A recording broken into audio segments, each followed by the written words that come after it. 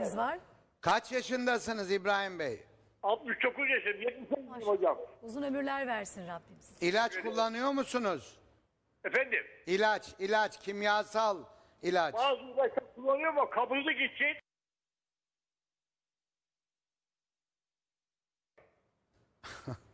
Efendim böyle şeker, tansiyon gibi falan ilaç.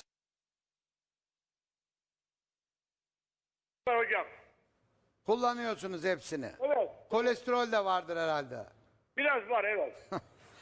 Evet, peki teşekkür ediyoruz. Şimdi şöyle Geçmiş Zahide olsun Hanım. İbrahim Beyciğim.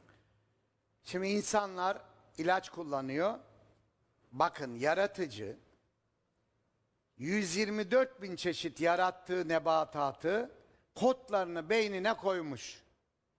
Demiş ki sen civan perçimi, turp, elma, armut burada ne varsa yersen hiç problem yok. Kabızlık mabızlık olmazsın diyor.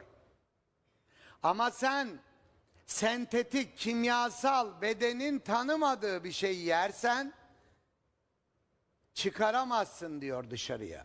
Kalıyor zaten. Kalıyor içeride. Damarını bozuyor, karaciğerini bozuyor, böbreğini bozuyor, bağırsağını bozuyor. Niye bozuyor? Bağırsaklarınızdaki hücreler akıllı. Müthiş bir beyin var onlarda. İroni yapıyorum. Onlar yabancı bir madde geldi mi kendini kapatıyor, bağırsak çalışmıyor, kilitleniyor. Ne Kilitlendiği yapalım? zaman Yeniden ne onu- oluyor? Tekrar onun için bir hap, bir kimyasal veriyor. Cebri olarak silah zoruyla açıyor.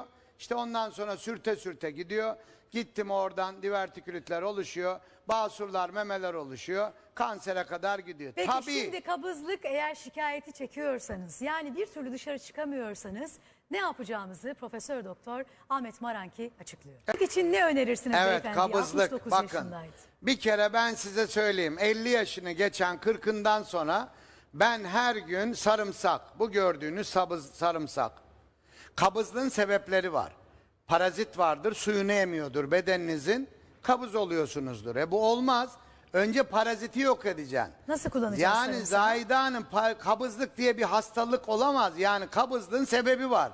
Bu sebebin de sebepleri yanlış beslenme, kimyasal beslenme, ilaçlar, bir de parazitler var bedende. Mantarlar, bunlar bloke ediyor, sertleşme, fekal oluşumlar oluyor, torbalar oluyor. Bunları yok etmeden kabızlığı anlattı mı bizim bir bilim adamı olarak diğer o sıradan bu işi böyle ağzı olan konuşandan farkımız olmaz. Onun için açıklıyorum. Bir, her gece Allah'ın mucize yarattığı, bunun da bu sapını kesmişler, bir daha kesmesinler. Buradaki saç, baş önemli çünkü. Neden? Beyin çalışmalı. Bu baş, saç Başını var kes, burada. Başıyla beraber mi saklayalım sarımsağı? Yani bunun bu sapını atmayın. Bunu kaynatın kardeşim. Kaynatın, saçınızı yıkayın, saçınız dökülmesin. Bu başa benzemiyor mu bak? Üstünde de saçı var. Ne diyor? Bu üstündeki saç. Burada vardır omuz belki de. çıkıyormuş gibi. Vardır burada. İşte diyor saçında problem varsa Şurada senin var diyor. ama. Saçında problem varsa diyor. Evet, onların da almışlar kellerini. Evet. Dolayısıyla diyor ki bunu kaynat iç. Bunun da ne yap? Tanesini yut diyor, yut. Her gece bir diş sarımsak yutacak. Hem bu parazitleri öldürecek hem bağırsak florasını düzenleyecek. Güçlü bir antibiyotik, mikrop öldürücü özelliği var. Hocam bu kokuyor, ben sanatçıyım, sabah akşam. Bakın madem öyle kapsülleri var bağırsakta çözünen bunun. Herkesin mutlaka günde, mesela ben bir baş sarımsak yiyorum yaklaşık. Bir baş sarımsak. Mutlaka. günde. Bir günde. Bu, Bir günde, bir tabii, baş bu sarımsak. bir günde bir elin parmakları kadar 10 diş sarımsağı, bu yenmese de nasıl yiyoruz? Hepsini böyle değil. Nasıl? Yoğurdun içine koyuyoruz, yiyoruz. bir şekilde. Hanım yemeklerin içine pişirmeden çiğden koyuyor, onda yiyoruz. Çorbaya rendeliyoruz, onda yiyoruz. Ama mutlaka her akşam bir diş yutuyoruz.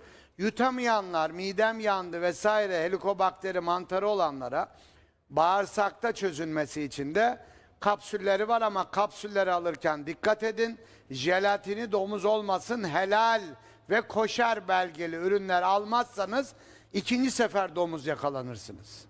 Peki. Ayşe Hanımcığım merhaba. Merhabalar, hayırlı yayınlar. Hoş geldiniz. Teşekkür ediyoruz. Buyurun efendim.